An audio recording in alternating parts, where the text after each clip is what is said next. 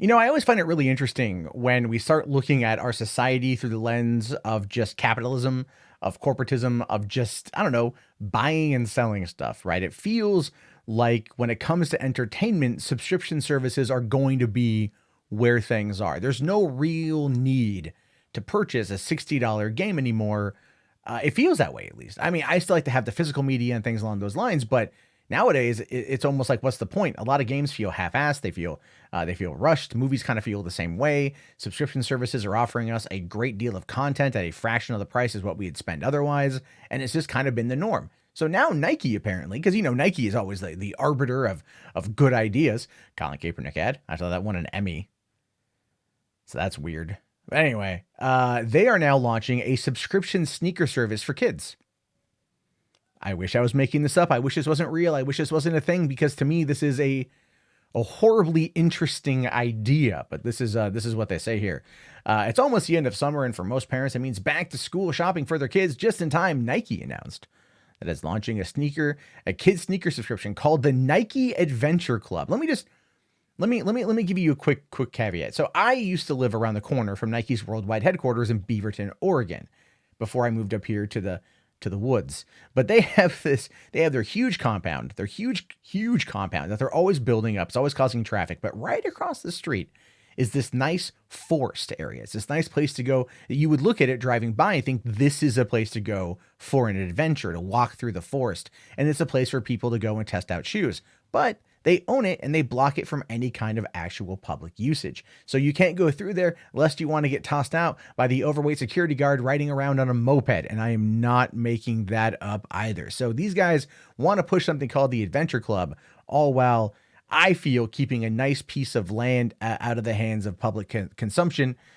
because they want to make sure that you can test your sneaks. Anyway, that's just my beef with Nike on that one.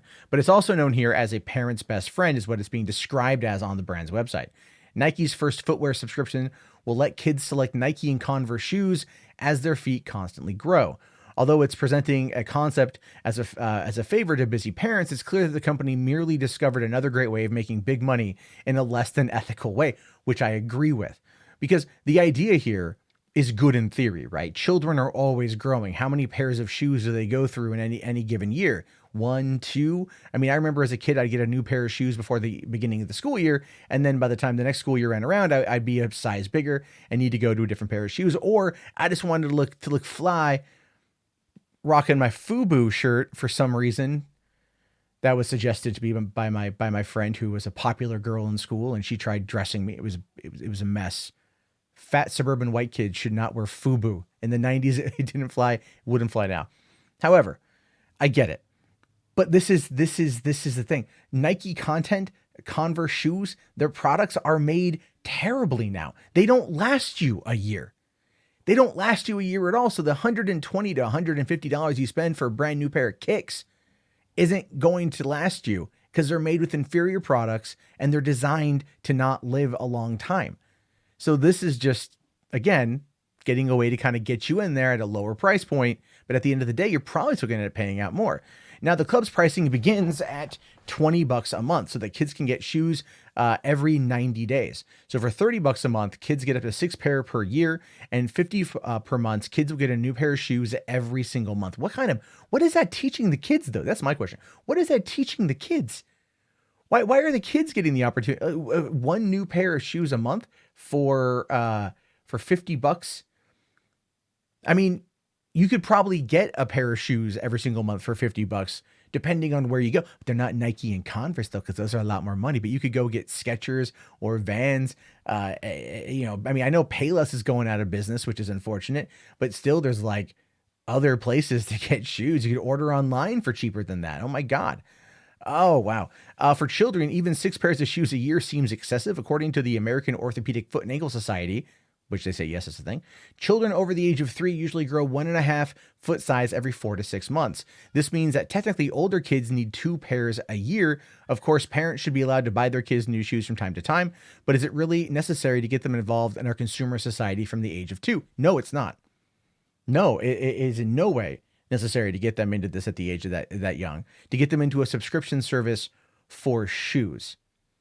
Now, what this tells me is that people are buying shoes less and less and less, and that Nike is having a large supply that is not being bought. And since they roll out new shoes all the time, a lot of those shoes end up just getting either donated or sent overseas through those donations. And we always see those shots of kids in Africa that have got like old 1998 like Bugs Bunny t-shirts, and you're like, where did you even find that thing? Where did that even come from? That's like a 20-year-old shirt. What's a kid in Africa got with it? What does he need it for? And it's because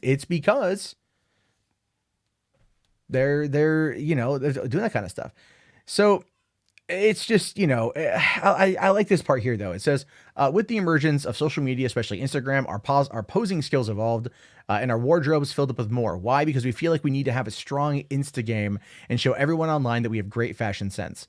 Not only do we see this in the rise of fashion influencers, but we also saw the rise of fashion kid influencers. Don't get me wrong, I could be hypocrite if I admit that sometimes scroll through an 8-year-old Coco's Instagram page because she does have great style, but let's stop our Instagram craze and think for a minute. Isn't Instagram an unhealthy platform for kids to be looking at? And is it really okay for big fashion brands like Nike to harvest new sneakerheads before they can even decide if they want to become one? Right. And that's it's in my mind, that's a good comment to make there. Now, I don't know much about Instagram. I don't spend any time on it really, but I get it. It's called keeping up with the Joneses. You see these influencers, they've got the nice shoes, the nice clothes, the new tech, and we want it. We want to own it. We want to be in it. And this is when it comes to shoes, it's a big thing, especially in certain cultures, right? There's that stereotype: black men love their Nikes, they love their shoes, and they buy a lot. That gets played up a lot in pop culture, and I kind of feel like this is targeting them specifically. I feel like this is targeting the African American community specifically because of it. Just feels like that's what it is. Oh, you want a Nike subscription service? You want to get fresh kicks, you want to wear your fresh shoes, you want to go out, look good, and then every month you get a new pair. So what's that Nelly song, Air Force Ones, where you scuffed it up and you effed up the whole night, right? That line, because remember that whole thing from back in the day, that was a big thing. So unfortunately, this is where we find ourselves. I think this is a terrible idea. I hope Nike doesn't do it. I hope no one actually does it. If they have every right to put it out there because clearly they do. But I really hope that that no parent buys this. I hope a parent realizes that this is just bad for your kids. It's not teaching them to value what they have.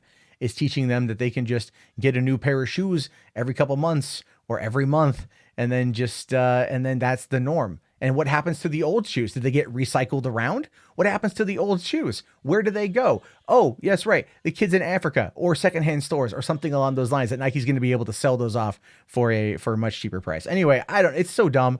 It's so dumb in my mind. The shoes cost like how much money to make in Mexico? They're all made in Mexico, or they're made in Taiwan, or they're made in China or something. And they don't cost that much money. And Nike is just whatever, man. Look, I want to know your thoughts about this. Let me know down in the comments below. I will talk to you guys later. Have yourself a great day and peace out.